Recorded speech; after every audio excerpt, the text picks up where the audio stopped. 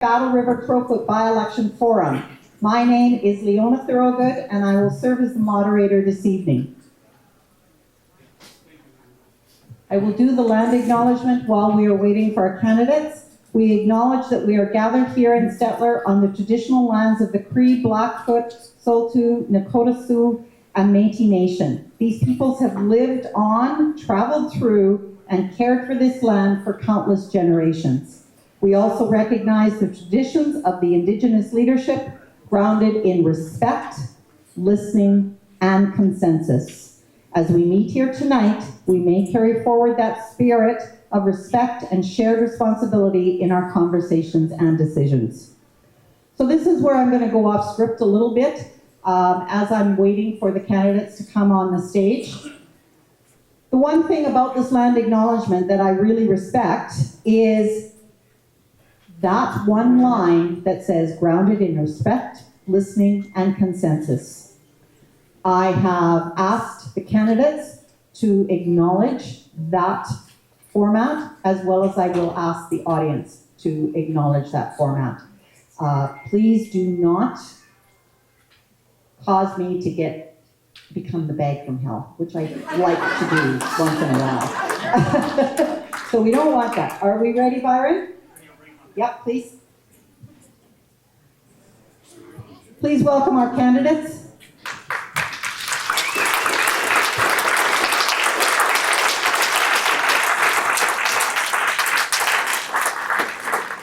I think they have stage fright.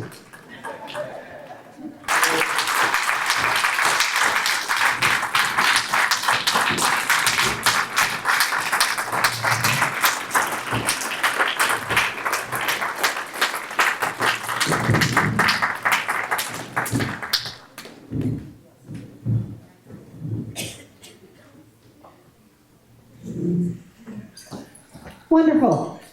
This evening we have 10 candidates who I will introduce in alphabetical order. Please raise your hand, give them a wave, or stand, whatever you prefer.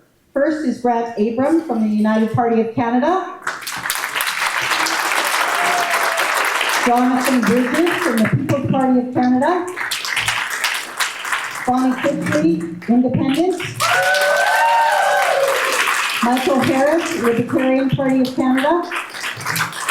Kenneth Kirk, Marijuana Party of Canada. Ashley McDonald, Green Party of Canada. Darcy Spady, Liberal Party of Canada. Sarah Spanier, Independent. Catherine Swampy, New Democrat Party. And Jeff Wilson, Christian Heritage Party of Canada. I would like to take this opportunity to thank the Stettler Public Library and the Stettler Regional Board of Trade for organizing this event.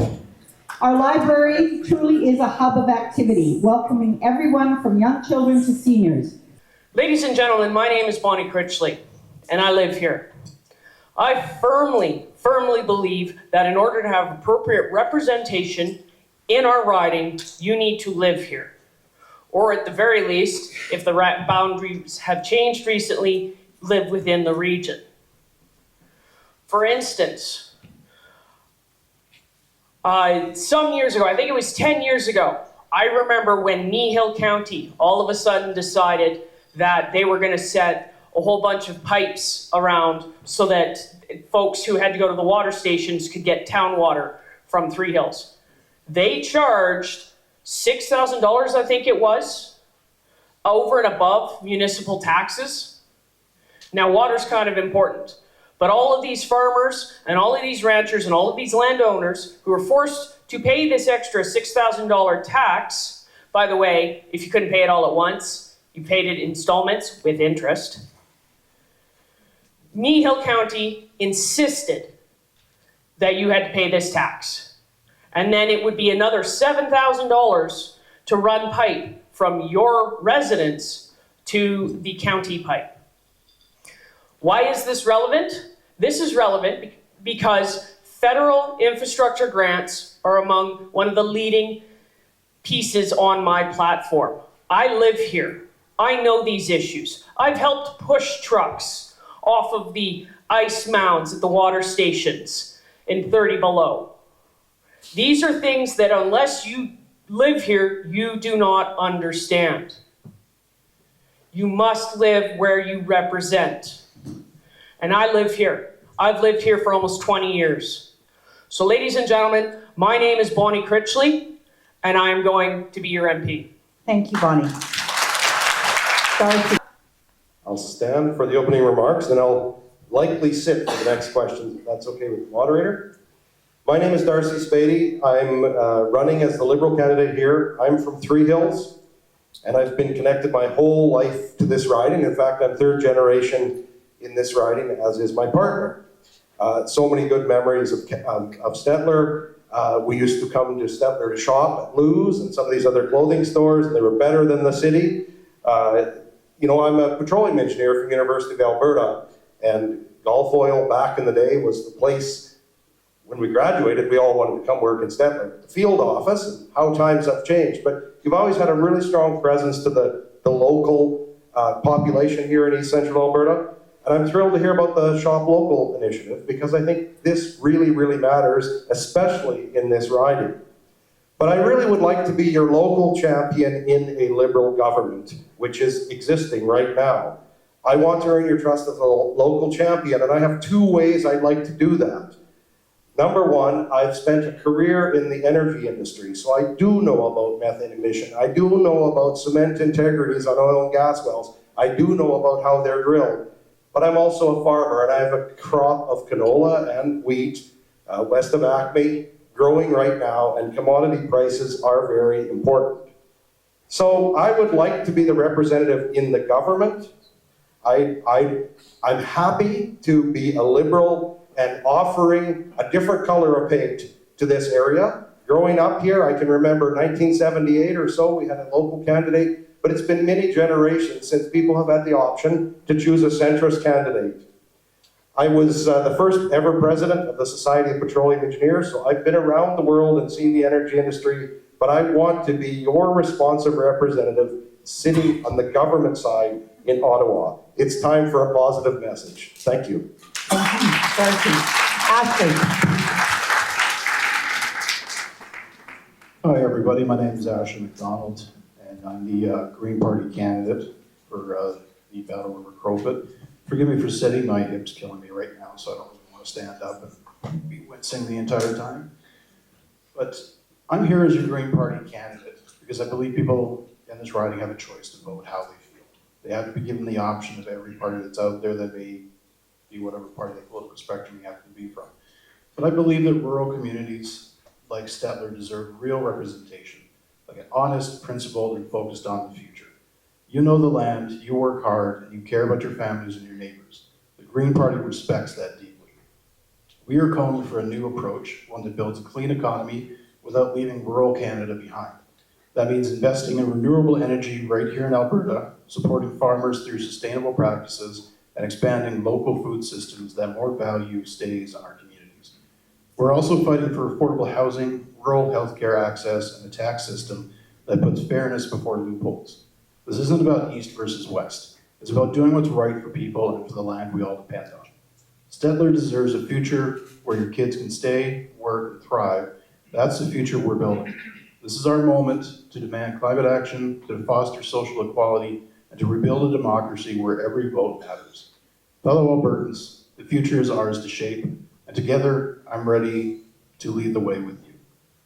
I'd like to also thank everybody for coming out tonight. We're unfortunately missing one big name, but he had something better to do in Calgary today, I guess, announcing his Sovereignty Act.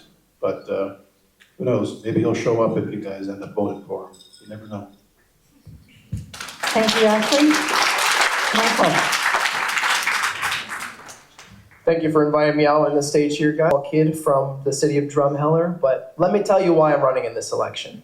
I'm running because I am sick and tired of Ottawa taking advantage of Alberta. They steal our money. They regulate our businesses. They tell us to sit down and shut up and not let us run our lives. They say that we don't have the right to self-determination. They say that we don't have the rights to our own finances. They tell us that we need a permit to go to church. They need to tell us that we need to do this, and if you want to live your own life your own way, that you can't do that. You have to let the nanny state take it for you. And I disagree with that. We as libertarians believe that you're an adult. You're in control of your own life, and you shouldn't have a government telling you what you can or cannot do, while at the same time taking every cent out of your pocket and not giving a cent back. I've been talking to thousands of people over this election, and I have seen the absolute ignorance of our government, which has not given us a cent back into this community. I've seen roads in Acme and Linden that haven't been developed since the town was originally founded. I see towns across this riding that haven't had access to proper water development, where they're stuck drinking brown water out of their sink. I've talked to a lot of people here in your community, and I hear that you guys are dealing with the same damn problem, but yet at the same time, we're sending billions to Quebec and Ontario. I believe that Alberta should be for Albertans, and that we need to defend and protect ourselves, and not to protect the Eastern governments and those that don't even step foot in our riding. Thank you. Thank you, Michael.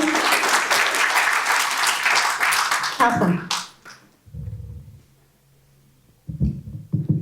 Nanaskama mamutawi mau ki se manito. Hai hai ento tem te kenochki skau.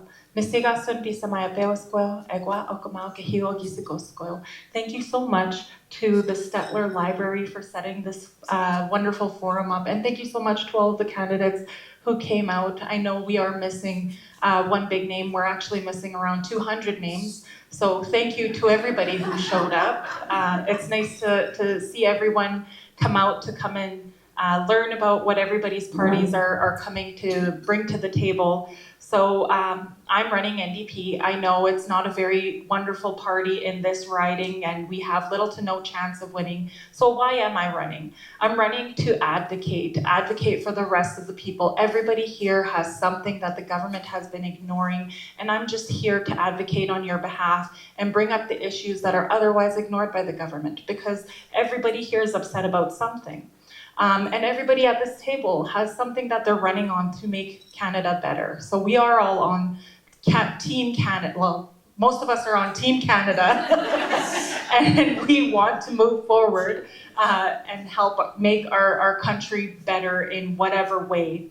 So I'm here to advocate for you. A lot of the issues that I am advocating for, I better get to my platform before I run out of time. So I'm running for affordability, the budget and deficit, the economy and jobs, environment, healthcare, housing, Indigenous relations, mental health and addictions, public safety and crime, taxation, Trump, small businesses, and seniors. And there's a few more things that have been added to my platform that I'm hearing at the doors. I hope I get to talk about them. I'm running out of time. But thank you all so much for coming. I hope that this forum goes wonderful.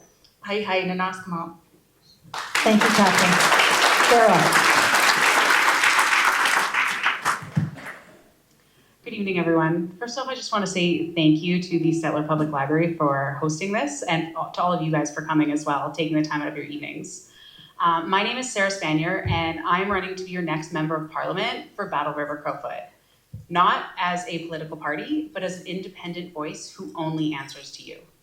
I'm not like so many others who are going to sit up on stages like this and point fingers and just say, don't do that. Being in opposition does not mean you oppose everything. It means you roll up your sleeves, you get to work, and that is why I've already drafted legislation, like the Affordable Food for All Act. I have it right here for you guys. It helps put more food on more tables for less money. I am not here to sit back, but I am here to make things happen. And I have spent years supporting rural communities, helping small businesses, writing grants, bringing back funding home to where it belongs. That is what has led me to this position right now. When I am able to see what somebody can actually do when they show up and work for the people, not for a party. And the truth is, there has been some form of conservative government in this riding since 1968. They had their opportunity to fix the problems that we are facing, and they have not. They would have done it by now. 68 years is a long time. So I'm here still fighting for you guys, fighting for basic infrastructure, and oftentimes, you know what, no, I'm just gonna skip a little bit, I'm gonna run out of time here. In a minority parliament, this kind of independence matters. I will have the power to work across the aisle, hold every party accountable, and push for real results that actually make life better for families, farmers, and small towns across this region. I believe in strong families, safe streets, secure borders, and a government that respects your paycheck. I believe in personal responsibility, protecting our freedoms, and getting government out of the way when it's hurting more than helping. Thank you. Thank you, Sarah. Grant.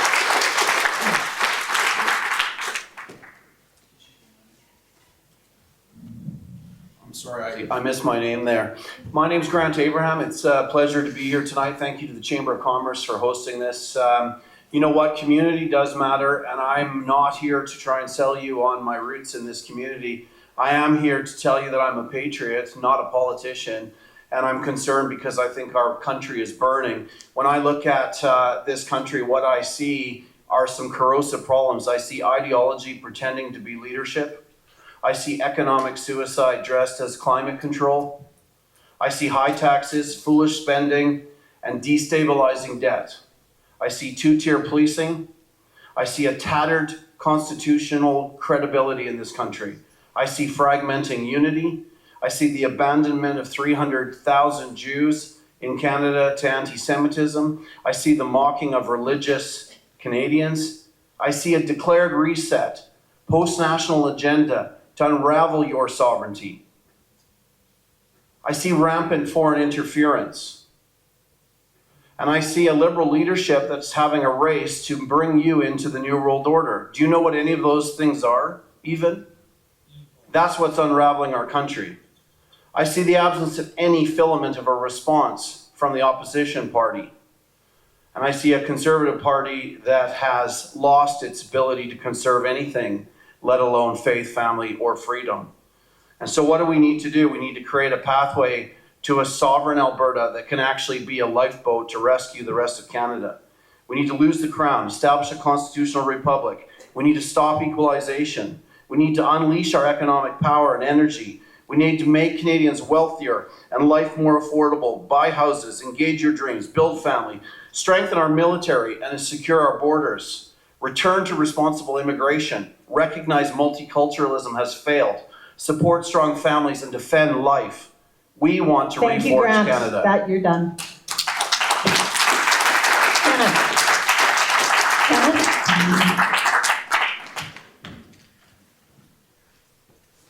Hello, my name is Kenneth Kirk. I'm a graduate of William E. Hick Composite High School. I spend about every other day going home at this guy's place, Graham Harrell. He was the MLA. His son had a drum kit in the living room, and I'd bring my bass over there. But I didn't have to bring my amp because I just plug it into their stereo because it was good. So, yeah, I love this town. I'm with the Marijuana Party. The Marijuana Party, it was made by a group of people who were fighting constitutional challenges against the marijuana laws. They've been doing that for quite a long time and started the Marijuana Party as a PR stunt on the side.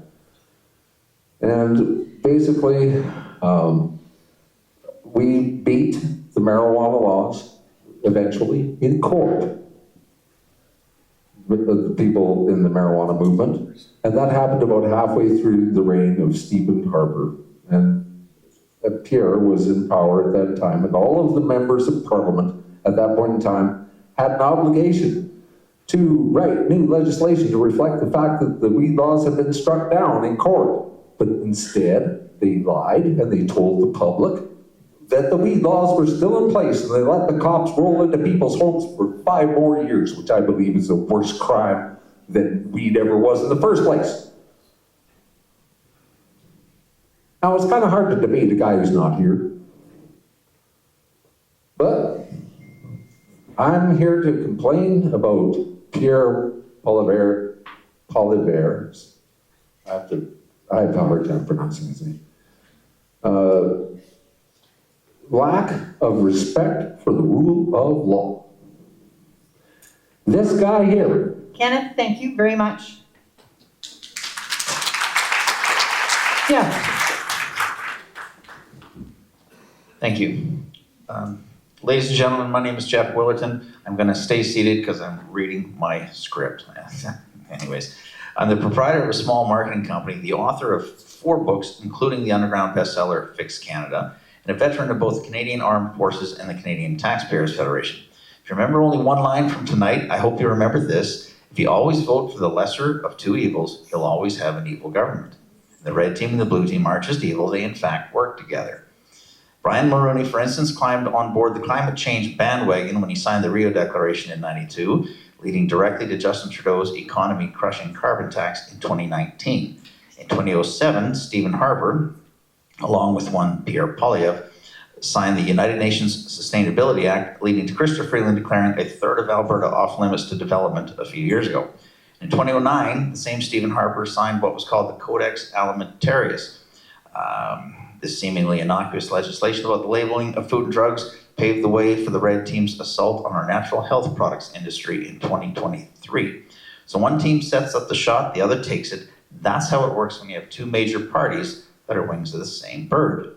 Sometimes they even work together in unison, like when not a single member of either party raised so much as a finger to stop Bill C-4 in 2021, also known as the Conversion Therapy Bill, which threatens you and I with up to 5 years behind bars if we happen to tell little Johnny that he's a boy. So the Tories aren't the solution. On the contrary, they're very much part of the problem.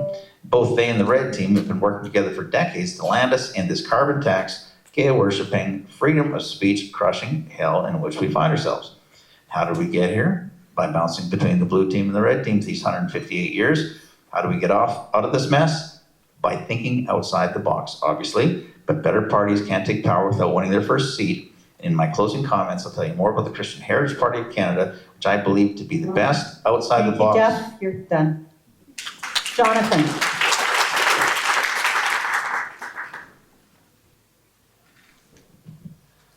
Hello, excuse me. My name is Jonathan Bridges. I'm with the People's Party of Canada.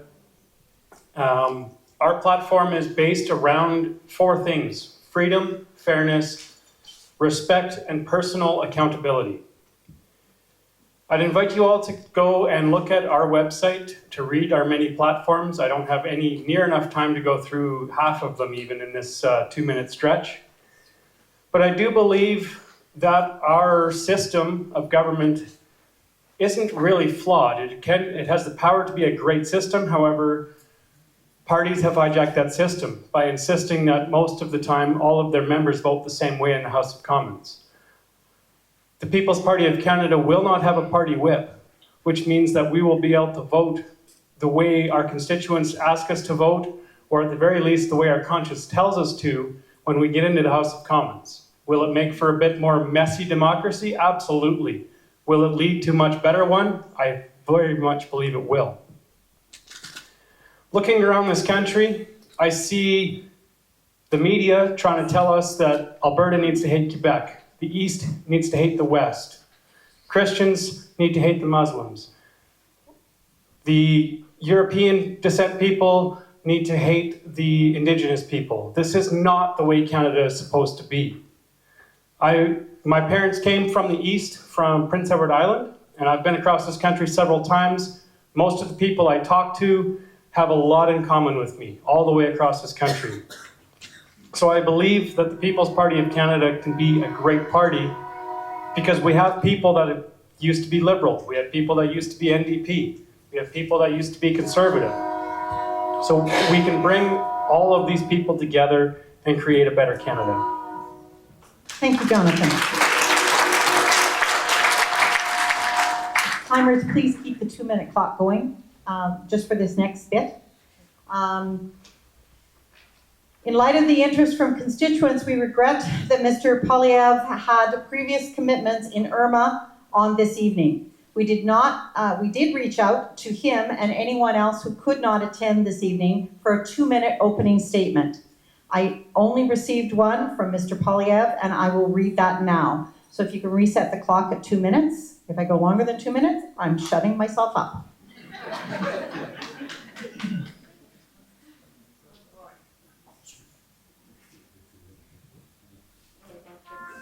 Okay, I get 3 seconds leeway. No, there I am. I regret that I could not be with you all tonight in Stettler, as I had previously committed to a town hall in Irma. I have enjoyed meeting the wonderful people of Stettler during Canada Day celebrations, local business visits, and our July 11th public town hall, when around 600 local residents came to the Stettler Agroplex to hear us out and ask questions with Damien Couric and I. It is with greatest humility that I seek to represent the people in this incredible region. I am a born and bred Albertan with strong Alberta values. Having a party leader represent the riding is an opportunity to make the voices of the community heard nationwide. As a leader, I can take the fight for farmers, oil and gas workers, firearm owners, soldiers, and for Albertans to the national stage. That means a strong, forceful representation for the people of Battle River-Crowfoot. I led the effort to force the Liberals to backtrack on their carbon tax, their hunting rifle ban, and more. Now I am leading the fight to reverse the bans on gas-powered vehicles, oil and gas shipping, guns, gopher poison, and more. These common sense values are ones that I have been fighting for my entire political career. I humbly ask for your vote in this by-election, and if given the chance, you will have no greater, no louder, no bigger voice to fight for you, your family, our freedom, our province, our country. I made it.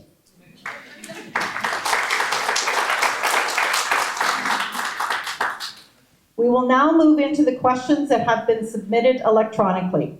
We've received an abundance, over 30 in fact. So I've taken the liberty of rephrasing and amalgamating into what we have here this evening. Each question will be multifaceted, so candidates should have no problem choosing a response that answers the question. And I remind our candidates to please stay on topic of the question. First up will be Darcy. Agricultural rural development.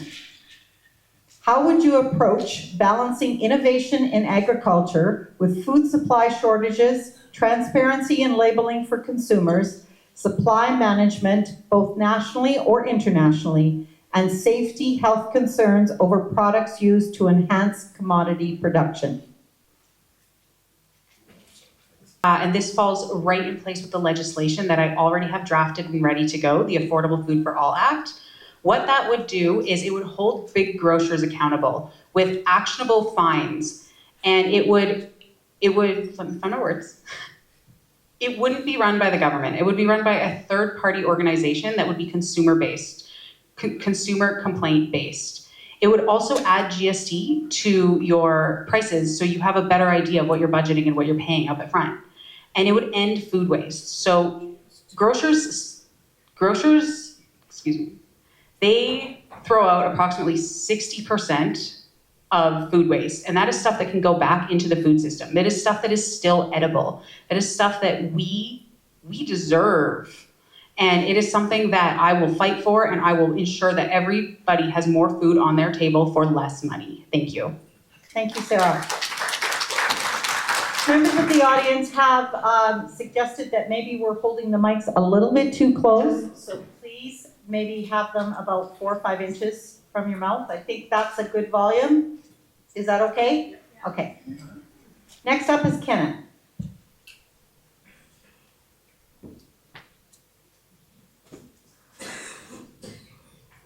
Unfortunately, I have Kenneth, please hold the mic away from you. I have severe tinnitus in this ear and didn't get the question. How would you approach balancing innovation in agriculture with food supply shortages, transparency in labeling for consumers, supply management, both nationally or internationally, and safety health concerns over products used to enhance commodity production? Well, the marijuana party doesn't have any policies with that. So I would have to improvise an answer. What I would do would be, say, listen to whatever Bonnie Critchley says. Thank you, Kenneth.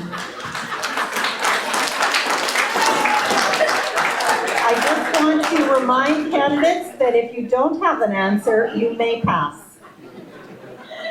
Next up is Jonathan.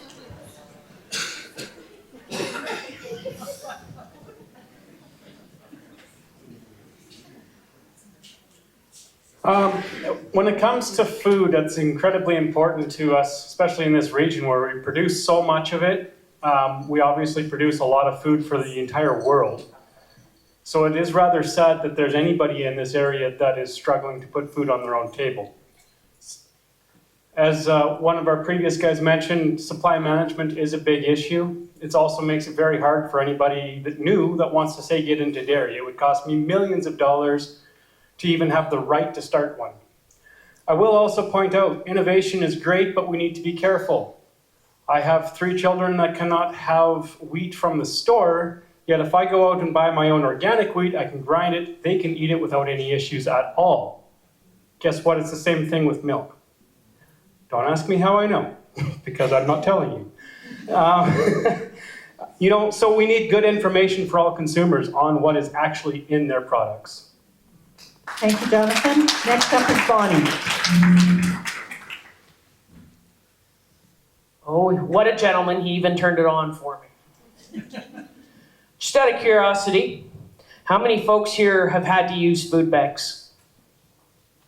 Sit there, suck back, just shame, misery, and you're having to sit in the food bank and you have to ask for help. That's not right. One of the things I want to look at, and one of the things I want to take aim at, is corporations. Both with the agricultural innovation, while yes, we do have to find that balance, it's still a good thing to have agricultural innovation so the farmer only has to do 1 or 2 loops around his field instead of 4 or 5. That's a lot less fuel, it's a lot less seed, it's a lot less everything. So agricultural innovation and taking aim at corporations like Loblaws. That is what I intend on doing if I get to Parliament. Thank you. Thank you, Bonnie.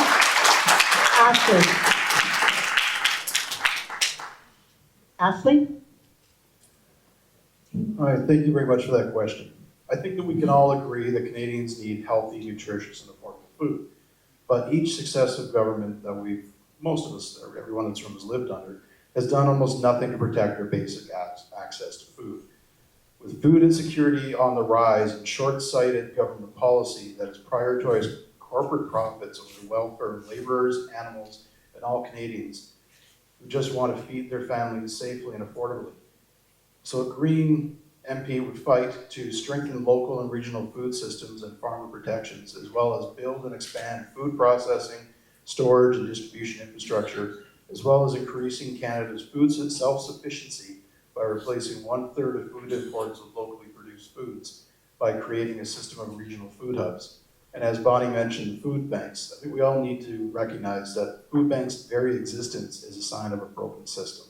It's not helping, it's actually showing that we are in a broken capitalist system. Thank you, Ashley. Catherine. So NDP has been fighting corporate grocery stores for quite some time, like Loblaws. We want to set up price caps at the grocery stores. We also want to incentivize small businesses. So we have grocery stores right here in our communities that have nothing to do with Loblaws. And we want to incentivize the small businesses and help them to make groceries more affordable. We have been fighting against the Supply Chain Management Act because we do believe that if they're out there and they want to control supply and demand, they need to make food affordable because everybody needs food to live. And we also want to improve what's going on with farmers. Like every farmer I've spoken to has asked me, well, I shouldn't say every farmer, a lot of the farmers I've spoken to has actually asked me about bringing back or advocating for the Canada Wheat Board. Now I can't bring it back, but I can definitely advocate for you because our wheat needs to make it out to the global market and that will help our farmers. Thank you, Catherine. Grant.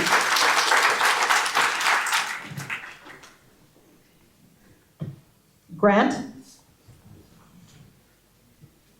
Sorry, I'm not hearing your name there when you say it with the applause. Look, from a food perspective, my comment is this. The farming community is the backbone of our nation.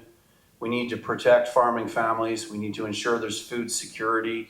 It's one of the greatest issues. If our population in this nation can't be fed, we won't have a nation for very long.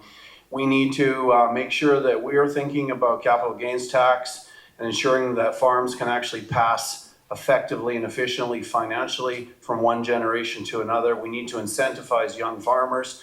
And if we want to talk about crop prices and things like that, canola, for example, we need to really start looking at what our international trade issues are, particularly in relation to canola, and recognize that there's a 100% tariff on that. That'll put some money in your pocket there, my liberal friend.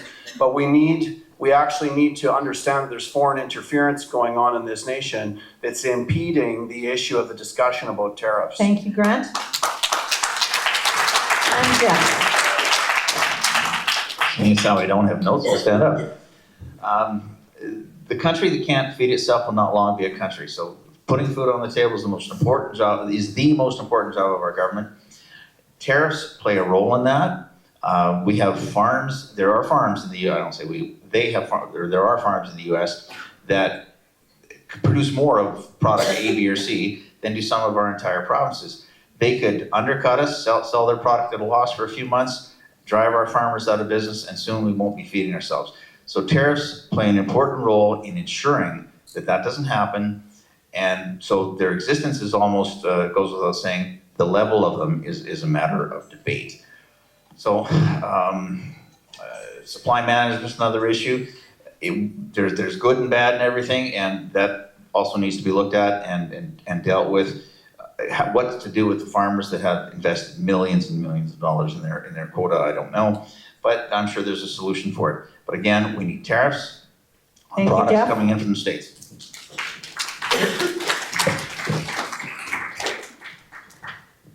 Question number 2, candidates. For making education and work experiences, the ability to work and or learn from home is seen as the latest answer to people being able to reside anywhere they want. Trouble is, rural internet services are costly and not up to par.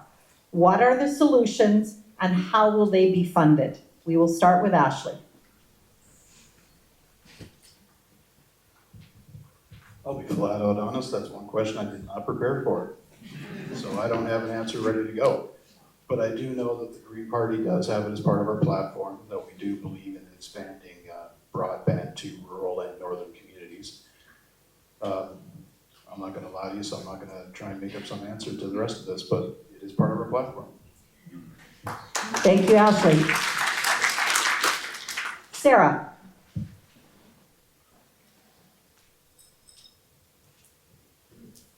This is good distance-wise? Okay. I'm going to agree with Ashley. I also didn't have this on my platform, but it is something that I have kind of been working out, kind of thinking how we in rural areas can have better internet access. I know Castor in particular has fiber optic coming in, which is great, but that's going to take a long time. And I can't promise anything, but I would love to see free public Wi-Fi for everybody, regardless of where you are. Wi-Fi is an expensive thing, and we out here have a hard time accessing things. We need Wi-Fi to reach the rest of the world. And while I said I can't promise this is something that I would love to look into and see what we can do, and if it is a possibility here. But that's all I can give you guys right now. Thank you. Thank you, Sarah. Jeff.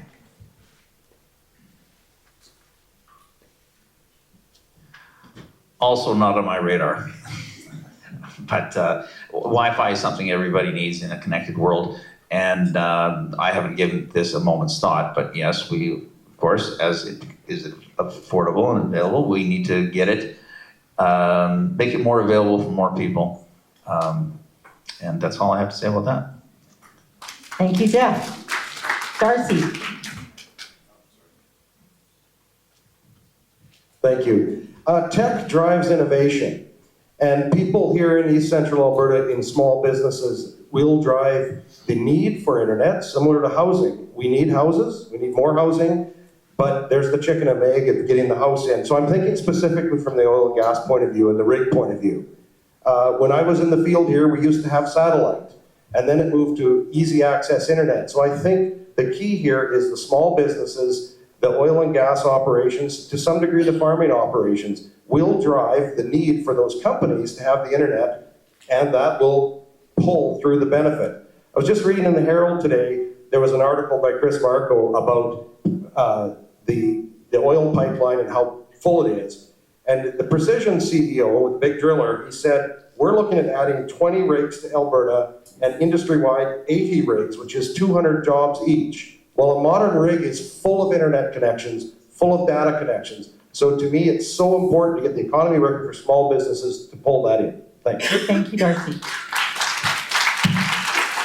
Catherine. So the other day I was out in the middle of nowhere, Alberta, as we all know, and we didn't have any internet. And I was trying to use my phone. There was actually a very emergent situation where a young lady was trying to get a hold of the police, and we were trying to use my phone, it wouldn't work. And then I added it to my platform that we need the infrastructure with cell phone towers, with internet towers. And I don't know who all remembers Alberta government telephones, but a long time ago, there was a government initiative to set up some services that we didn't have here in rural Alberta. Well, the NDP wants to push for government service internet so that we can build the infrastructure, and then small businesses will benefit, the young people will benefit. I also want to add, I don't know how many people here, it doesn't look like that young of a crowd, but I also want to add, we need to include and monetize TikTok. I don't know how many people here know what TikTok is, but I added that to my platform because people in the US were getting kicked off of it, making $56,000 a month. Thank you, Catherine. Next up is Kenneth. So it seems to me that the best solution for providing proper internet is a combination between private industry and a little bit of government investment. It used to be once upon a time that Albertans had a hard time getting power, so there was Alberta Power. There used to be a hard time getting telephones, so there was AGT. So I'd like to see some of the more costly infrastructure that might need a little bit of subsidy be paid for by the government. I'd like them to not sell it off this time. Thank you, Kenneth. Jonathan. Well, I'll be honest, the People's Party doesn't have a specific platform about rural internet either, but with my technical knowledge, I realize that Starlink is a thing. So instead of spending a whole bunch of money trying to put copper and fiber into the ground, maybe we could use that money to bring Starlink down to a price that's comparable to if you lived in the city, what they pay for internet there. We're seeing more and more innovation in the technical industry that will bring pricing down, and if we get a little bit more competition in that industry, it'll bring the pricing down even further. So we need to make laws that allow more companies to be able to get into the space of wireless internet. Thank you, Jonathan. Bonnie. All right, there we go. This is actually on my platform. I would like, while infrastructure is a shared municipal and provincial responsibility, there are grants and other federal programs to help rural infrastructure. This includes getting internet. The other thing I want to look at is getting some serious teeth into the Competition Bureau so that we have more than 3 large telecom companies. Because did you know that folks in Afghanistan live in a hardened mud hut and have some of the cheapest cell phone service available? Everybody in Afghanistan has a cell phone. So why don't we have it here? So let's get some teeth into the Competition Bureau and start improving things. As for the infrastructure, as I said, it is in my platform to bring federal infrastructure dollars back to Battle River-Crowfoot. Thank you, Bonnie.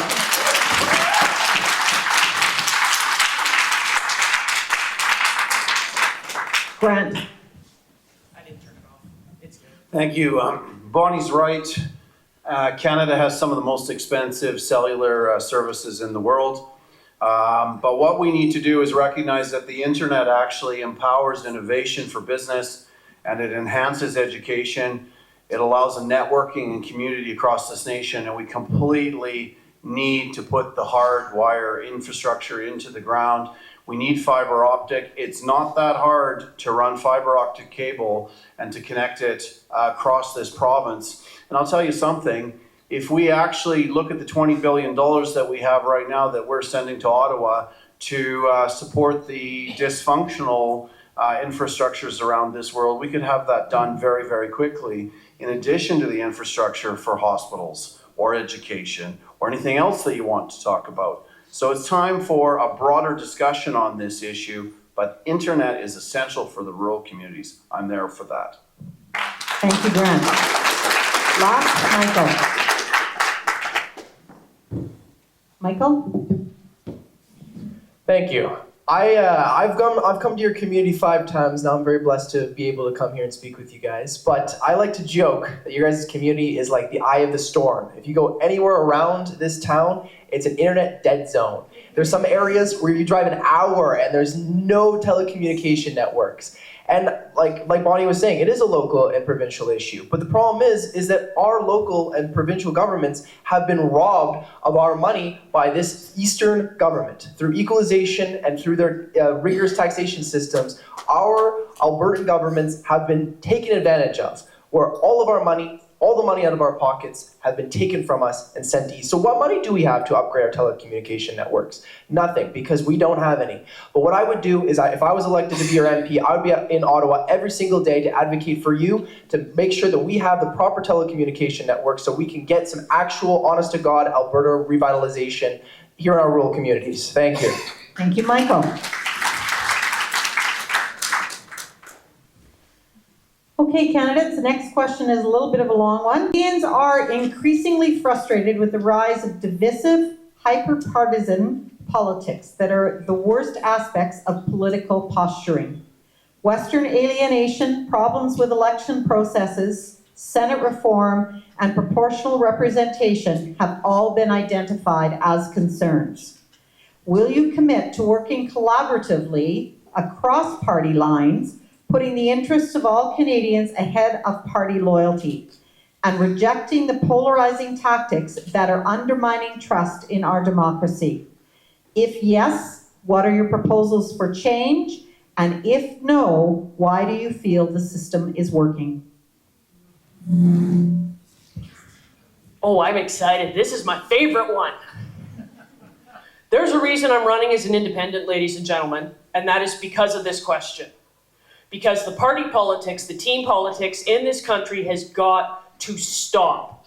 Whipped parties that, or even you vote for your team, you vote for your team, and if your team owns the libs or owns the cons, even if they voted against your best interest, this is not a good thing.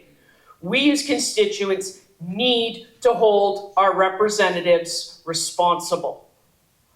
As an independent, I will work with whomever will give us the best deal. Yes, I will work with the Liberals if they're willing to do increased defense spending, if I can roll back the Trudeau-era firearms regulations. There has to be give and take, and we have to work together. If the left wing and the right wing don't fly together, we're going to go face first into the ground. Thank you, Bonnie. Catherine. Well, thank you so much. So the NDP did form a coalition with the Liberals when they were there, and we'd be more than willing to form a coalition with any of the governments. If we ever got power, we would definitely work with any of the people who were there. Again, we're a party of the people. We're not a party of the color or a party. We're not a gang. You know, we're there to represent the people. In this last term, we were able to successfully get dental care of $1,700 per family, and we were able to get childcare of $8,500 per family.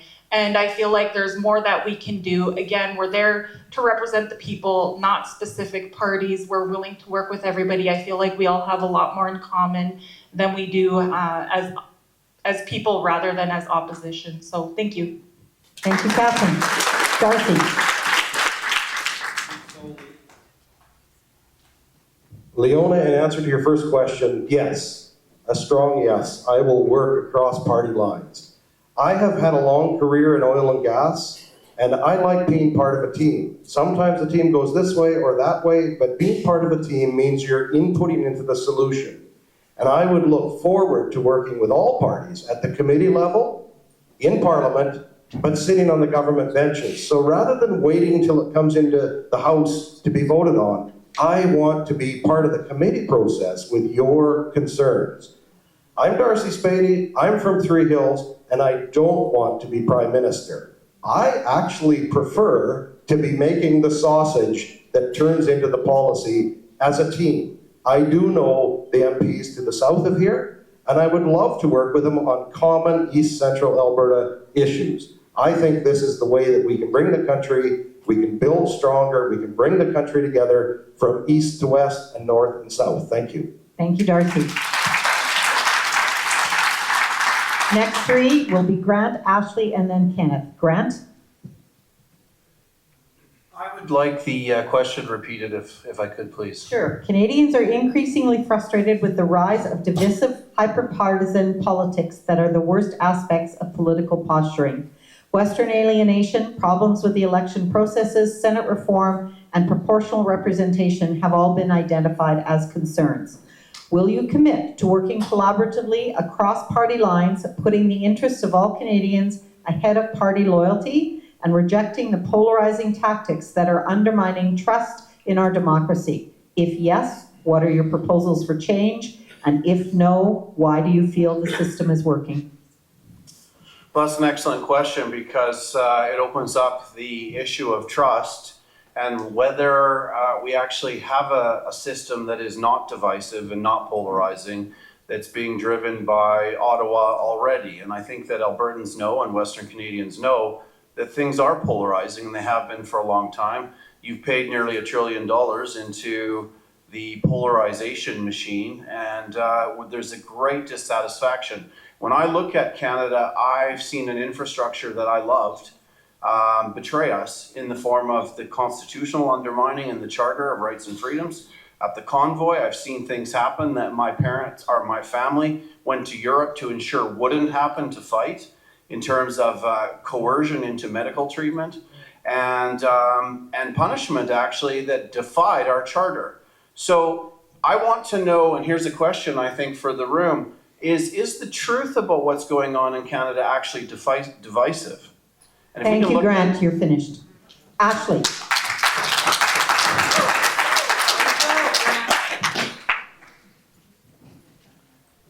Yes. Ultimately, my view of the role of an MP is to represent his riding, not to be some hyper-partisan hack yelling and screaming in the House of Commons at one another. So I would be there to do what I believe is best for the people of River-Crowfoot. As per the other parts of the question, I would say that Canada's greatest strength is the integrity of our democracy. It has to be a core value. So we in the Green Party, we believe that a truly democratic nation is one where every voice is heard, every voice matters, and public trust is honored. Our vision is to build a democracy that is transparent, accountable, and inclusive for all Canadians. We would modernize the system by introducing proportional representation and convening a citizens' assembly on democratic renewal to examine crucial reforms like online voting, lowering the voting age, and possibly mandatory voting. Thank you, Ashley. Kenneth.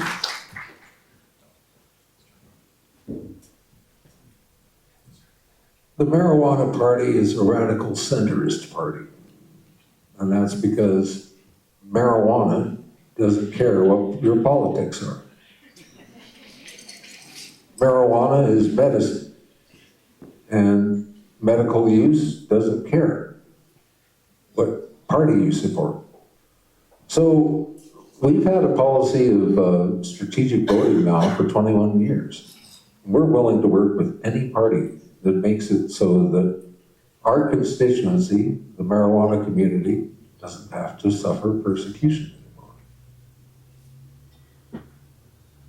And that's pretty much how we are. We support strong candidates. We support candidates that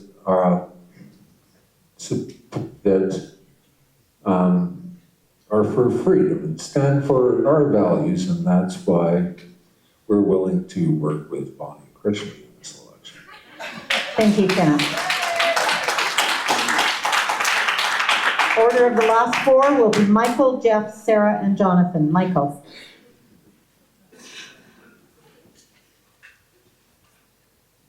I hate to do this to you, but could you repeat the question one more time? Canadians are increasingly frustrated with the rise of divisive, hyper-partisan politics that are the worst aspects of political posturing. Western alienation, problems with the election processes, Senate reform, and proportional representation have all been identified as concerns. Will you commit to working collaboratively across party lines, putting the interest of all Canadians ahead of party loyalty and rejecting the polarizing tactics that are undermining trust in our democracy? If yes, what are your proposals for change? If no, why do you feel the system is working? Well, Western alienation is a bit of an underestimate, in my opinion. Honestly, Ottawa has treated us as a colony since 1905. We're not even an equal partner here in Confederation. And to answer your question on whether or not I'll work with other parties, I'll do whatever is necessary to make sure that I'm giving you guys the best representation here in Ottawa. But honestly, the real question we should be asking is Alberta even going to be part of Canada by this time next year? Because really, there's quite a lot of people here that are wanting to see a referendum vote on independence. And I'm here to say that libertarians support people's right to self-determination. And really, honestly, why not? If the answer is yes and we want to stay here in Canada, then that should be a decision made with confidence, not just because we're told that we weren't allowed to make that decision. So I'm out here telling you that we as libertarians since 1973 believe and respect the right of all peoples to the right to self-determination. Thank you. Thank you, Michael. Jeff. Thank you for the question. I'm going to be the contrarian here and say that party politics are fine. We have good parties and we have bad parties. On the far left, we have 100% government or communism. It's a bad party, just in case you didn't know. On the far right, we have 0% government or anarchy, and that's also extreme. But I think the government that governs best governs least and gets out of people's way. That's a libertarian shibboleth. But and I'm a minimalist. So I would fight for your freedom, and the greater the freedom that you have, the better. And I would agree with any party for anybody from any party that does.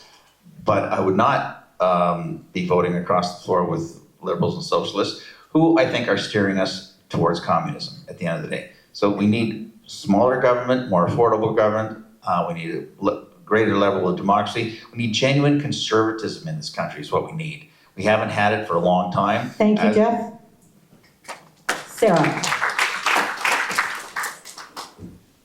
I have already done the work to speak with people from both the left and the right. I am sitting here, I am listening, I am coming from a place of empathy, and I truly do believe that the left and the right do want the same things for the economy. And we're just communicating with each other the wrong way. It's okay. All we gotta do is just sit and listen and open our minds to these things. And this is what I've been doing, and this entire time. I believe that we are in this together and we can do this together regardless of what side of the political spectrum you fall on. We need to come together with compassion and empathy to help each other and to grow as an economy, as a country, as a community. And that's something that I promise that I will do for every single person here, regardless of where you fall in the political spectrum. I will respect you, I will listen to you, I will give you empathy, but I'm also not gonna hold your hand while I call things out. And if you've seen my TikToks, you know that. Thank you. Thank you, Sarah. Jonathan. Yeah, so I already spoke to this in my opening address, that we definitely have a lot of division in this country, and I believe that it is very artificial.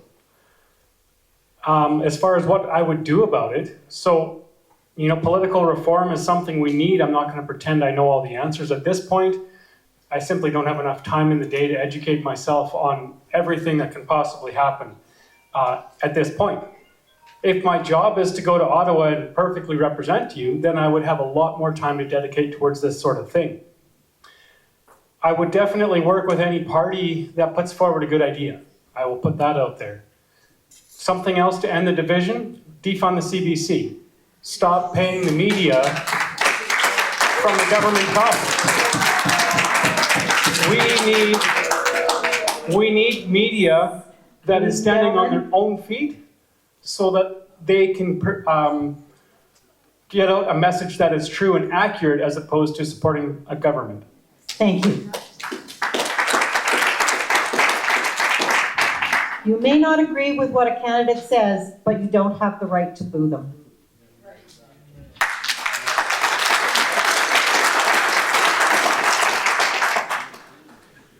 Next question. It's on healthcare and social programs. The constituents recognizes that the healthcare is administered by the provincial government, and the candidate's ability to affect change from a federal level is not always apparent. However, a shortage of doctors in the region is one of the largest issues affecting the people of Battle River-Crowfoot and is causing hospital closures and out-of-control wait times in emergency rooms. How do you plan to address the issues of doctor shortages in this region? And additionally, what is your stance on privatization of healthcare services? Our first three are Jonathan, Michael, and Ashley.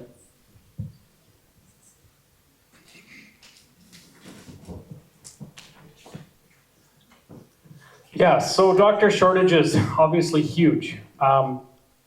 Like they mentioned, it is something that is predominantly a provincial jurisdiction. The People's Party believes in a much smaller government in Ottawa.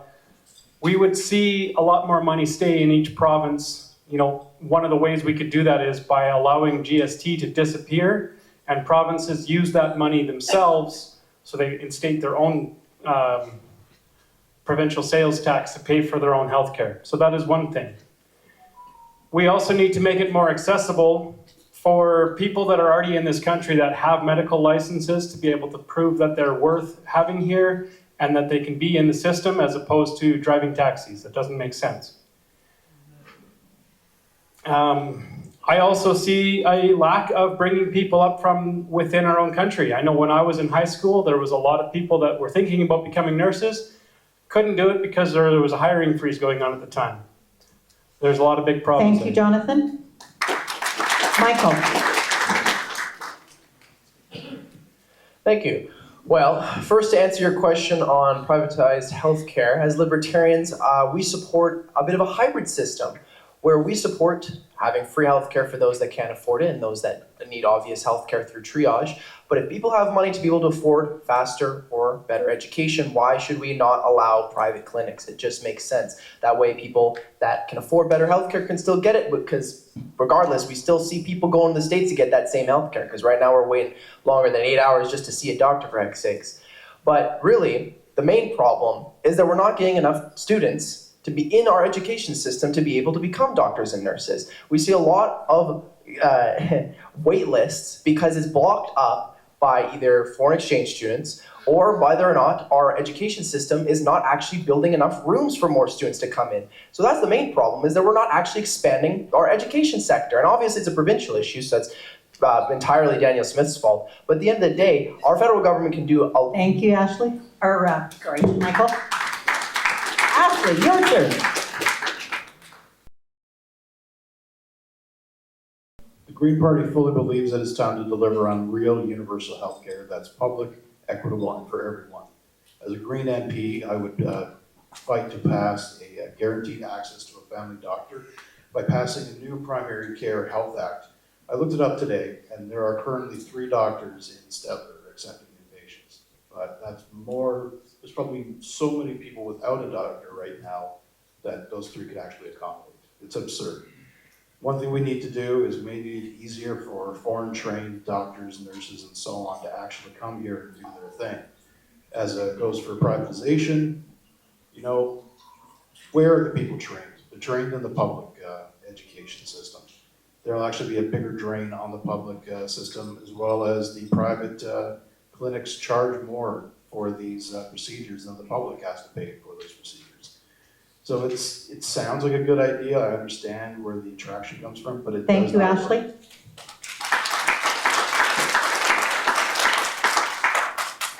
Jeff, Darcy, and then Grant.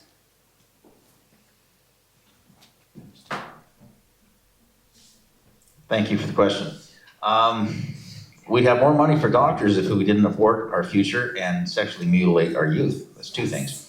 Thank you. Somebody supports that. 51% of our budget today, our healthcare budget, is consumed by administration. That is typical of a government monopoly. It really doesn't matter to me who owns the building in which I receive services, as long as I receive them in a timely fashion. So I think that a better system than what we have now would be one in which our insurance is run by the government, as it is now. The best part of our Canadian healthcare system is the universal healthcare program, which is paid for by our taxes. But honestly, at the end of the day, it's all about getting service, and if it can be delivered better privately, there's absolutely nothing wrong with that. Thank you, Jeff. Darcy. Well, I'm thinking of my answer as a person and representing you in the riding. And I know the elderly issue is key with a lot of my family members, but I can say for myself, I have lived out of the country in the United States twice. I have happily come back. So I've lived in other countries' systems. I have lived across Canada in 3 jurisdictions, New Brunswick, Ontario, and Alberta. And I think we have a very reasonable healthcare system. There are flaws, but the goal of the Canadian government, federal government, is to keep that universal healthcare consistent across the country. And that would be my desire, to make sure whether you're young or old or in Alberta, in this riding, that I hear your concerns and we represent them under that universal system. I myself am a recipient of 2 wonderful new knees that were given to me by the Alberta Health System. It did cost me. I paid parking twice. But other than paying for parking for those surgeries, we have a reasonably wonderful system, and I've lived in other ones, and they aren't as good. Thank you. Thank you, Darcy. Grant. Yes, the healthcare system is consistently bad across this country. What I would do is I would look at the funding and move funding from our unnecessary degrees, like things like gender studies, and actually put it into things we need in this country, whether it's engineers or doctors or whatever topic that you want to talk about in terms of our development. I think we need to prioritize access to our training institutions for Canadians, because our educational institutions are taking in foreign students who take up places in our state-funded educational infrastructure, and then they leave the country and go wherever they're from with a world-class education. And finally, we need to incentivize rural communities with tax credits and development grants to actually get doctors into communities so that they'll stay and fall in love with the very fabric that you guys represent and we're so proud of in this country. Thank you, Grant. Order of the last 4 is Kenneth, Bonnie, Catherine, then Sarah. Kenneth. Marijuana is the most useful medicine known to man.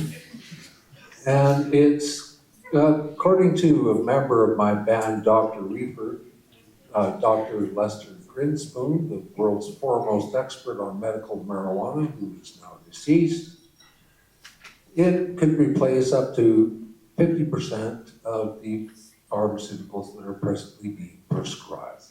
So I would suggest that we keep universal health care and that we use more marijuana, because it's good for you and it's medicine, and it can replace up to half of the pharmaceuticals, which are currently a lot more dangerous than marijuana. Beyond that, I think that there's an awful lot of talk about the private sector that wants an awful lot of cut. Thank you, Kenneth. To talk about everything I want to. I will agree with Mr. Harris here that Ms. Smith is definitely a source of our woes as she sells off our health care one piece at a time. In order to prevent something like this, I would love to see healthcare go federal. I met somebody in Oyen, and the closest hospital was 45 minutes, but on the Saskatchewan border. She had to drive 2 hours to Medicine Hat in order to have her baby. So I would love to see healthcare go federal. Yes, I understand this requires some constitutional changes, etc. But having been a soldier, having moved with my job and gone place to place to place, and had to show my Alberta healthcare card in Nova Scotia, I would love to see healthcare go federal. Thank you, Bonnie. Catherine.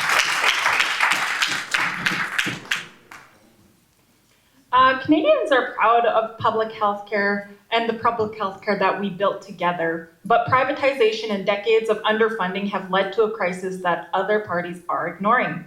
At a time like this, Canadians want to fight for public health care more than ever, and we will take steps to crack down on privatization. We won't sell our health care to Donald Trump, and we won't win this fight by making our system more like the American for-profit system.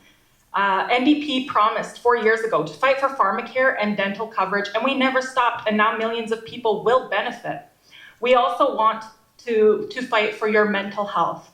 Mental health is health, and we will work towards ensuring all Canadians have access to psychotherapy and counseling using their healthcare cards, not their credit cards. And we want to see mental health covered under the Canada Healthcare Act.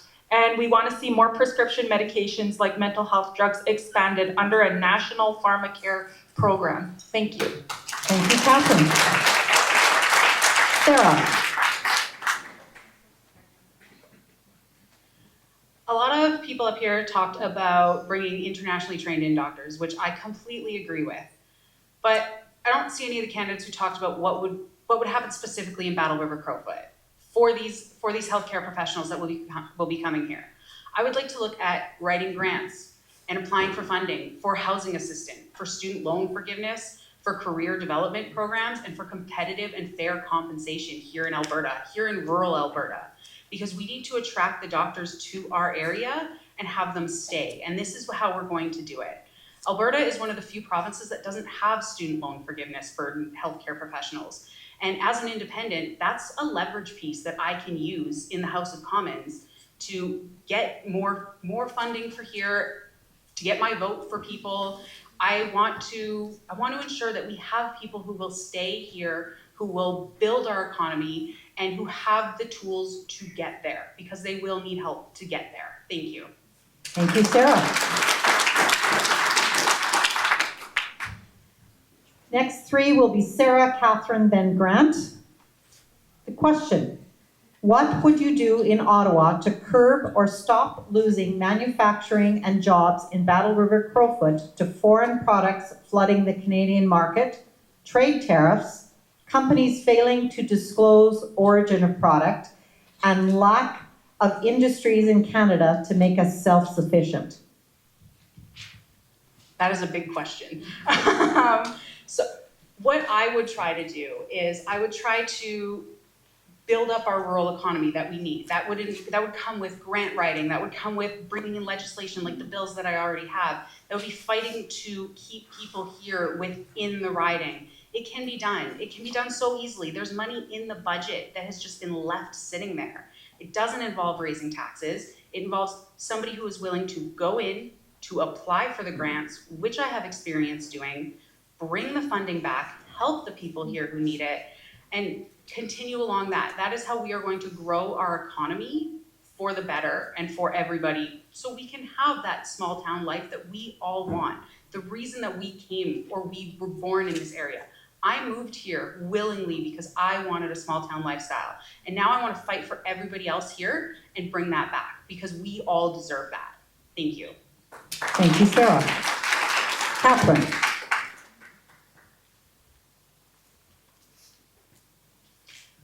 The New Democrats have called for an aggressive building program to keep people working and spending money in their communities. New Democrats also want to see greater supports for businesses to help them maintain jobs in the face of a trade war. We also want to cap the high credit card merchant fees at a maximum of 1%. We're focused on growth that works for you and your family, where you have a chance to get ahead. And right now that means to buy Canadian and build Canadian, to fight for every job, including jobs in the public sector. And our focus is on tax relief for you to make life more affordable. a middle-class tax cut, and higher taxes for billionaires.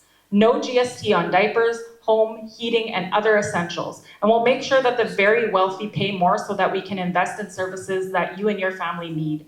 Thank you. Thank you, Catherine. Grant.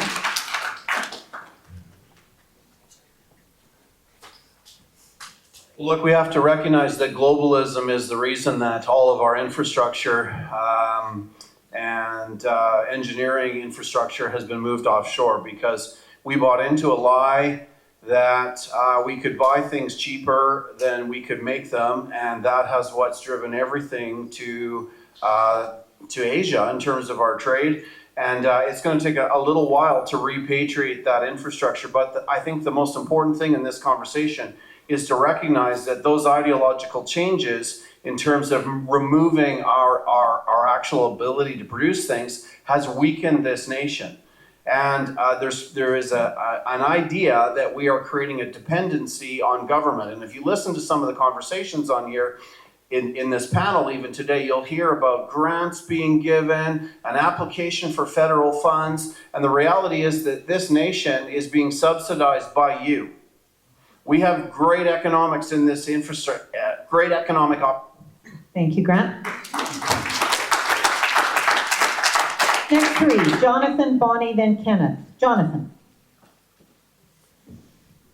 We absolutely need to make more stuff here in Canada.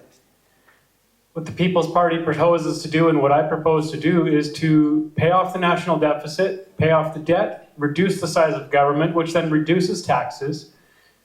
A lot of people like to talk about taxing the rich, but if you tax corporations, guess where they get that money from? Right from your pocket. A corporation will not accept lower profits, so they will just simply charge more for their products.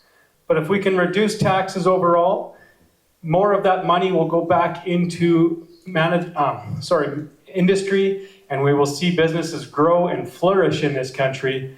We will see jobs come back to this country. We will have children that coming out of high school will have jobs to go to, as opposed to what we're seeing right now, where a lot of teenagers cannot find jobs. It's very sad. So we bring down taxes, cut the red tape, and allow industry to flourish. Thank you, Jonathan. Bonnie. Well, we heard me speak before about government bloat, and I definitely want to cut the government bloat. I want the middle managers gone. We don't need them, because somehow they always seem to survive when we do more teeth, less tail, and somehow the middle managers always make sure that we lose teeth and the tail just gets longer. The other thing, as I said before, I want to work on funding and increasing the teeth in the Competition Bureau. Because if I pay a local shop owner $10 for a product, that local shop owner, as part of pay, pays that $10 to a staff member. That staff member goes to a local restaurant and pays another $10 in tip, and that restaurant does another $10 in groceries. We've just generated $50 worth of revenue off the same $10. So we need to bring things back to Canada, and we need the Competition Bureau to settle it in. Thank you, Bonnie. Kenneth. What Bonnie said. Thank you, Kenneth. Our last four, Michael, Jeff, Ashley, then Darcy. Michael.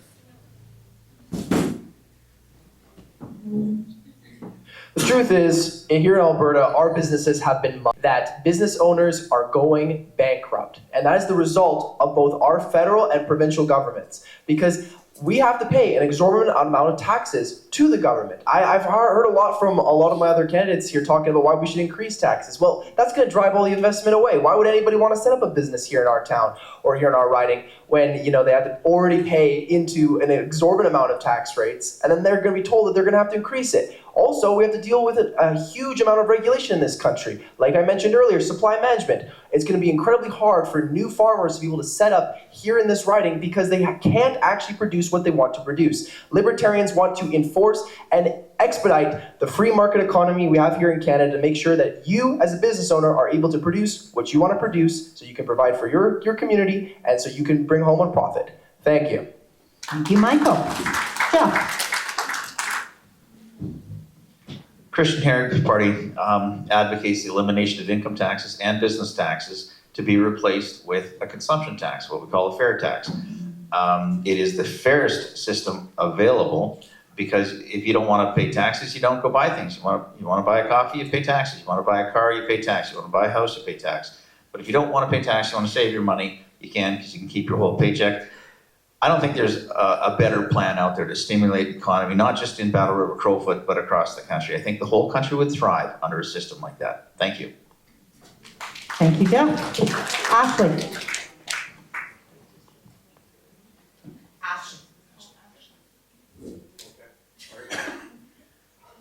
So ultimately, the Green Party believes that it is time for us to fight for our economic independence. We are beholden on the American trade markets. We're beholden on a lot of trade markets around the world that are ultimately abusive to Canadians. So ultimately, for us, we would believe in the banning of the export of unprocessed resources, like ensure Canadian oil, minerals, timber, and seafood are refined, processed, and value-added before export, creating Canadian jobs and reducing U.S. leverage over our economy. We would apply export taxes on key Canadian resources that the U.S. relies on, such as oil, gas, uranium, aluminum, potash, and natural gas. As well, we need to strengthen the protections against foreign takeovers. Ultimately, like a fair economy doesn't just create wealth, it makes sure workers get a fair share of the prosperity they help to create. But for too long, Canadian workers have been dealt with low wages, unstable jobs, and weak protections, even as the cost of living goes up. A Green MP will fight for you to make more money. Thank you very much, Ashley. Darcy? Well, we've heard the Prime Minister talk about building Canada strong, and I want to represent this riding in that process. We've seen the increased movement of East-West trade. We've heard his commitment about making Canada the strongest economy in the G7. So as your MP, I want to be the voice in the government caucus to push national projects here in this riding. There's the Wainwright Forces Base. Can they move their material south to Suffield and cross bridges? Maybe we need some bridges and roads. There's pipeline export capacity, up 9% this year, I read in the paper this morning. Where are we going to get that resource from? Right here. There's CCUS projects up near Viking. So I personally have been involved in emissions reduction projects, efficiency gain to the producers here in this riding, south of town, and represented these technologies right here at Stettler across the world, including in Abu Dhabi and Europe. We have the best. We just need to celebrate it and get out there. Thank you. Thank you, Darcy. I'm going to read the next 4 questions, which we will not have time to answer tonight if we want to get done by 9 o'clock. So if you are interested in the answers and you want to hear what each one of these candidates has to say, please feel free to see them after the forum is over.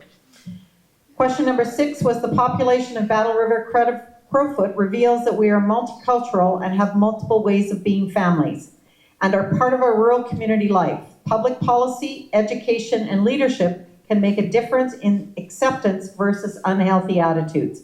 How will you promote immigration while addressing pressures that are now being felt in housing shortages, social programs, prejudices, and jobs? Environment. Battle River-Crowfoot constituency encompasses a huge geography with many different competing objectives. Agriculture, tourism, environmental, human consumption, stewardship, and of natural areas are just a few, with water being particularly vital and complex aspect to manage. At present, the Alberta government is assessing options to increase water shortage on the Red Deer River. A feasibility study for the Ardley Reservoir is in process. What is the federal government's role in managing and protecting water, and what have you been hearing from constituents? Indigenous. What is your plan to work with the Indigenous to create partnerships and attract investment, keeping in mind the UN demands? Infrastructure and transportation. While the infrastructure deficit grows in Battle River-Crowfoot and communities across the country, Canada's foreign aid and spending has more than doubled in the past 5 years, up to $12 billion last year alone. Why are tax dollars that are needed at home being sent out of Canada? This region needs rail access to get commodities to market outside of Edmonton and Calgary, secure pipelines to market our oil and gas. How do you propose to balance world needs versus needs of Canadians? What plans will help rural Albertans get their products to market? There was one on national defense and security. How do you believe Canada should respond to humanitarian crises? What are your solutions for our military readiness, security, cyber threats to Canadians, or other threats to our justice system? And finally, recognizing the diverse and rural nature of our constituency, how will you represent and be our voice for rural Albertans? What local issue do you feel deserves urgent attention, and what would you specifically advocate for us? Those were the questions that we could not get to. I would like to ask that the candidates deliver their closing statements. A reminder that each of you have 2 minutes, and the order will be in the reverse of the opening, starting with Jonathan, Jeff, then Kenneth.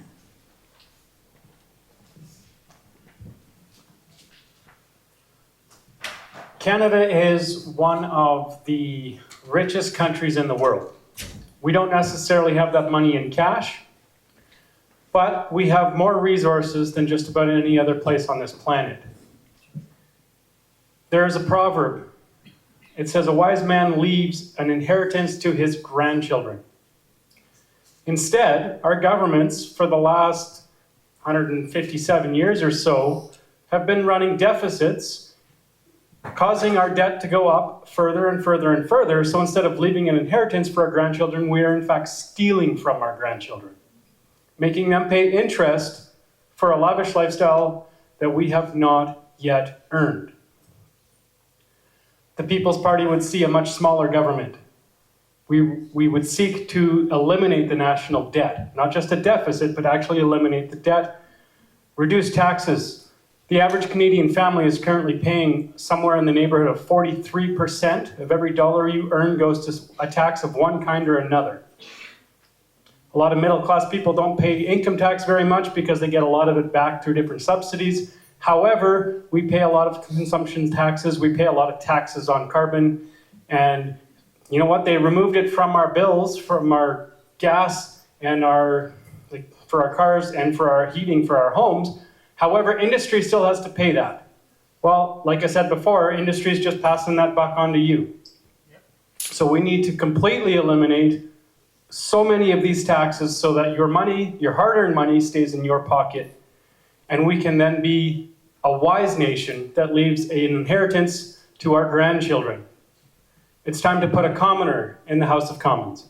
Thank you, Jonathan. Yeah.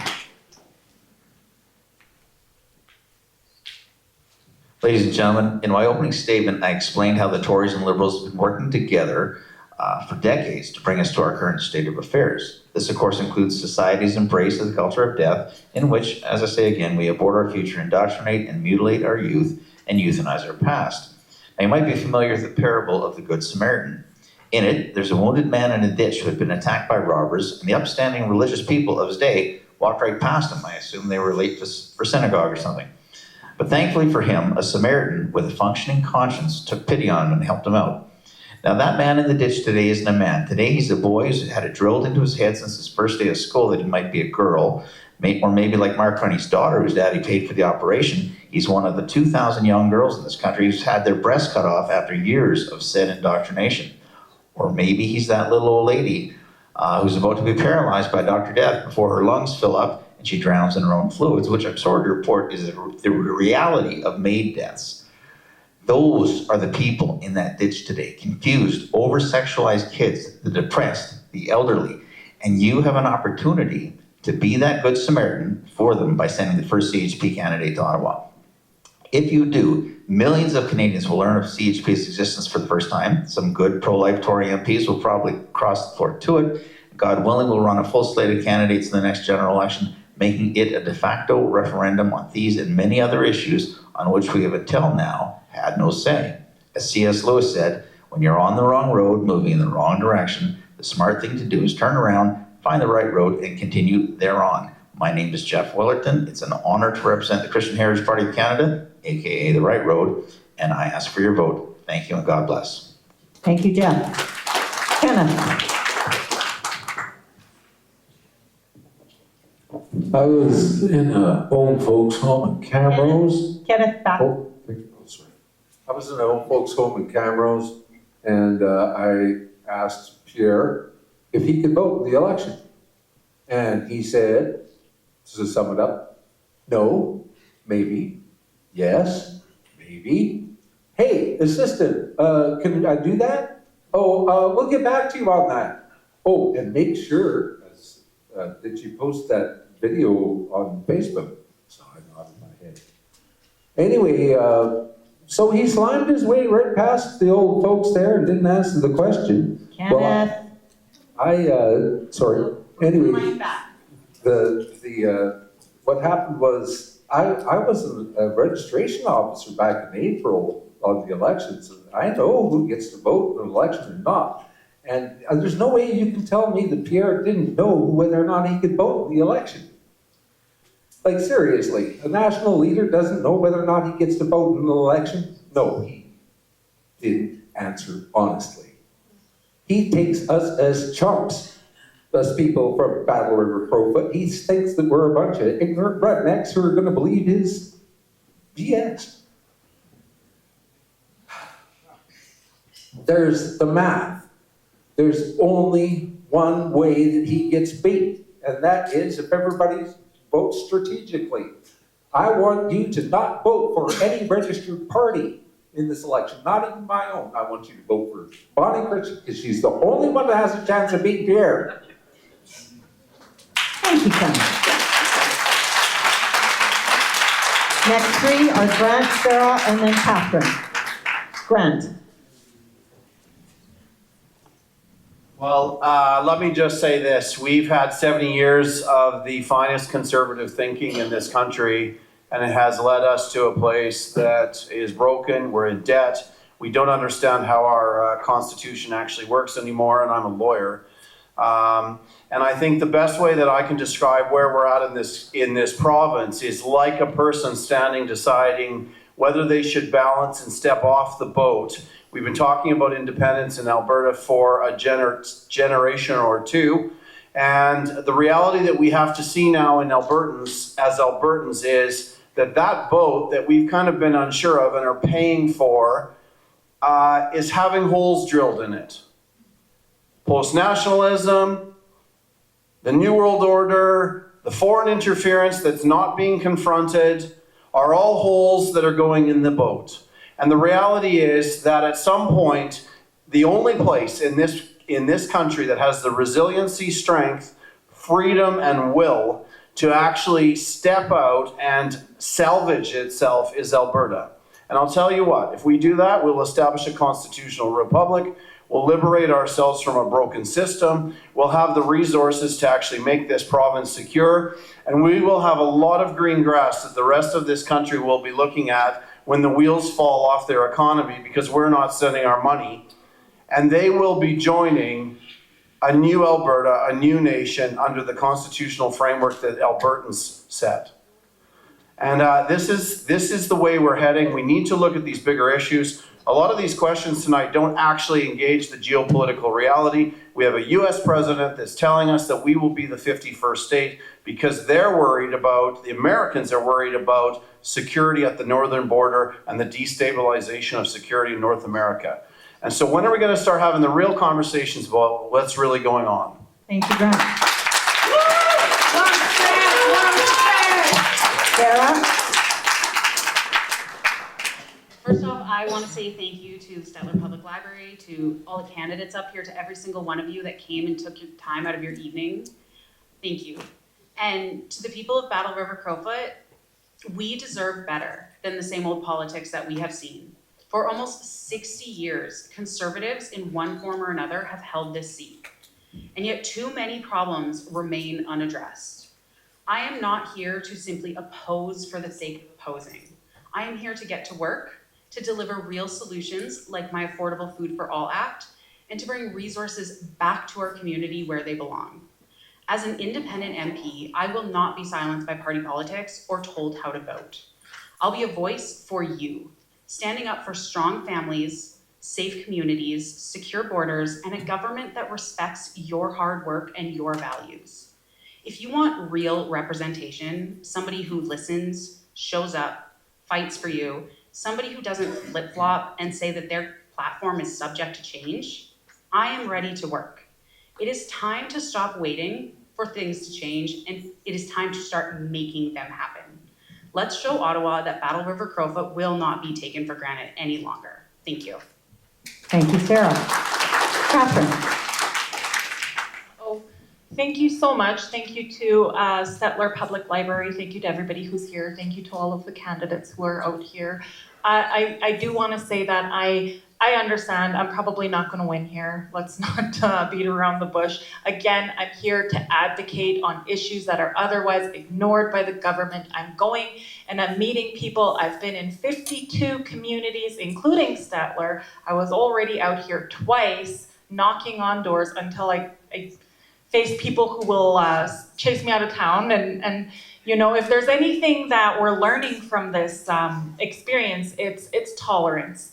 I'm here as a voice of reason, we'll say that, because there are some extremes being talked about. There are a lot of other things that you guys were lucky enough to miss, because some of the other debates were strictly about oil and getting the pipeline to the coast. And you know, we talked about supply chain management here. And the thing about oil is if we actually did start building that much more pipelines to get it out to the market out there, we're going to flood the market and we're going to drive down prices for oil. We should be driving down prices for food, not oil. I think the way the oil and gas industry is working right now with all of the regulations that are in place, yes, there's regulations in place. It's to protect your environment. It's to protect you so that you can continue having clean drinking water and so that we can continue having the clean air that we breathe. So yes, there are regulations in place. They are bulldozing through them. I'm very much against Bill C-5 that is going and just kind of diminishing the protections that are in place. I'm here advocating on your behalf. I will continue to advocate on your behalf. If you have something that you want me to continue to advocate for, or if there's something that you feel hasn't been discussed and hasn't been talked about, come and see me. I'll put it on my platform. I'll continue to advocate Catherine. for you. Michael. Listen, I know I'm a smaller guy that's up here on this stage, but let me tell you, I'm pretty sure most people in this room are sick and tired of the federal government and what they've done to us. I don't know who you are, but I can imagine you have some grievance with any of our levels of government. Whether it's the money that they've taken out of your pockets and sent it east, or the money that they have told you that they're going to take from you and they're going to give it back to you guys someday, and they just haven't. Whether it be the farmer that wants to be able to start a new business and is told that they have to pay millions of dollars into a communist system called supply management, which stops people from being able to produce what they want to produce.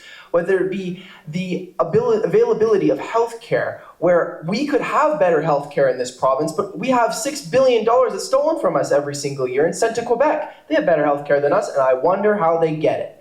Well, I'm sick and tired of it too. If you believe in the ideas of liberty, family, and independence, I ask you to stand beside me in this election and vote Libertarian and vote Michael Harris. I'm going to be here all night, so if you want to talk to me at my table, I'll be there. If you want to talk about Albertan independence, or if you want to talk about how the government continues to screw you over on all levels. Thank you for your time, and have a great afternoon, guys.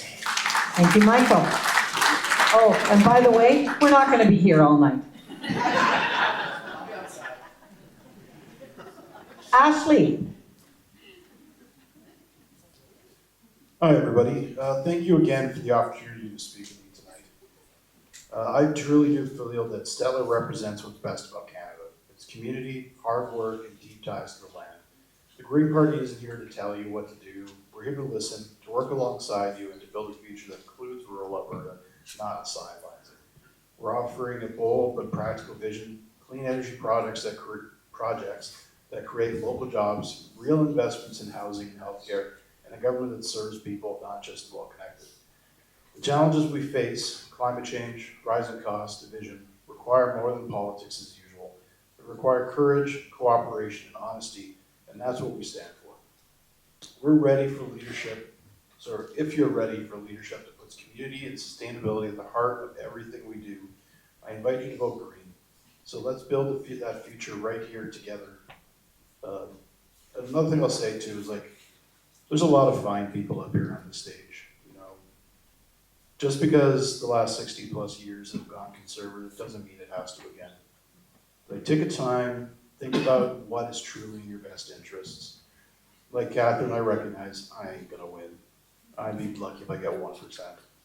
But please look at the other candidates, look at those independents that you have around you, look at the other parties, and truly vote what you believe is your best interest, not just what you did a couple months ago or 4 years before.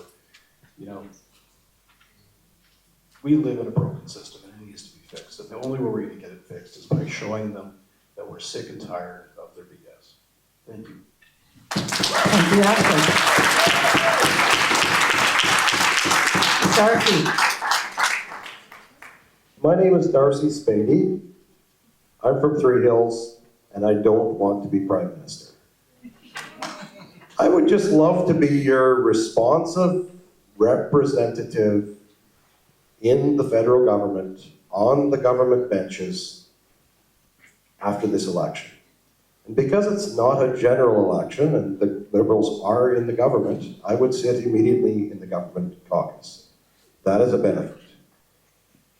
I went to University of Alberta, studied petroleum engineering, and I have been very blessed to have traveled the world and seen other places. In 2017, I was elected for a 3-year term as the International Society of Petroleum Engineers Global President. In that role, I traveled to 49 different countries. I've seen everything. And by the end of that time, I realized that we have some of the best in the world. We work with farmers, with our Indigenous forebears, with other industry, with all peoples. We are unbelievably blessed here in Canada. And I want to come back home and celebrate what we have here in Battle River-Crowfoot. We have agriculture that does better than 110 bushels to the acre on wheat. We have oil and gas operations that are the most efficient in the entire world. We need to celebrate what we can do in East Central Alberta, and I want to represent you in government to see Stettler grow again, so that the people in Nisku are looking over this way and saying, wow, look at all those new little mid-sized industries that are making stuff. Look at those agriculture projects that are doing things. So I don't have any great agenda. Retirement is here. I'd like your support. Thank you. Thank you, Darcy. Bonnie.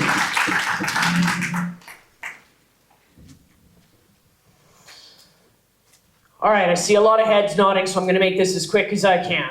All right? First off, I want to thank the Stettler Regional Board of Trade and the Stettler Public Library for hosting this. Let's give them a quick round of applause, please. Secondly, I want to thank all the candidates and all you folks for coming on out. It's long, it's boring, it's dry, but it's important. Always this important. This is so important. If we do what we've always done, we'll get what we've always got. Keep in mind that the circus did not come to town tonight. So look around, look at the work that we can do together. We have vastly, vastly different opinions on things, but we can work together. We can joke up here. That's what I want to see. I want to get rid of this team politics crap, and I want to see the cooperation. I want us working together to build our communities. This is not about me. This is not about my ego. This is not about me trying for power. This was just an old soldier watching democracy slowly decay and say enough is enough. The only thing I want is to be your voice. My voice, your words. Because this is our home, this is our riding, and we don't want to be back here in February. You folks have a lovely night. Thank you very much, Bonnie.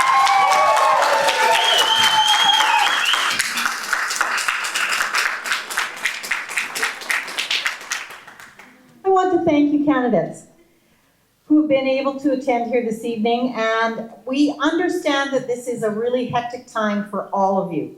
And we appreciate your time, your effort, and your answers that have been here. Debates and forums are an important part of this process, and we congratulate each one of you for putting your names forward and committing to represent our constituency. So thank you for coming. Thank you again to the Stettler Public Library and the Stettler Regional Board of Trade for organizing this event. You are both an integral part of this community, and I would like the representatives from those organizations to please stand and give us a wave and be recognized for your efforts.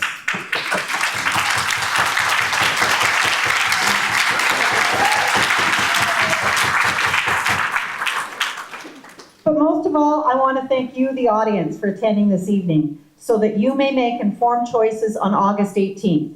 Please continue to seek out information by visiting the platform websites of each candidate. Because of the number of candidates, please know that you will be writing the name of your choice on a special ballot form. Election officials will be there to help you if need be, and voting can be achieved by the advance voting for the federal by-election, which will take place on Friday, August 8th, Saturday, August 9th, Sunday, August 10th, and Monday, August 11th. Advance polls are open each day from 9 a.m. to 9 p.m.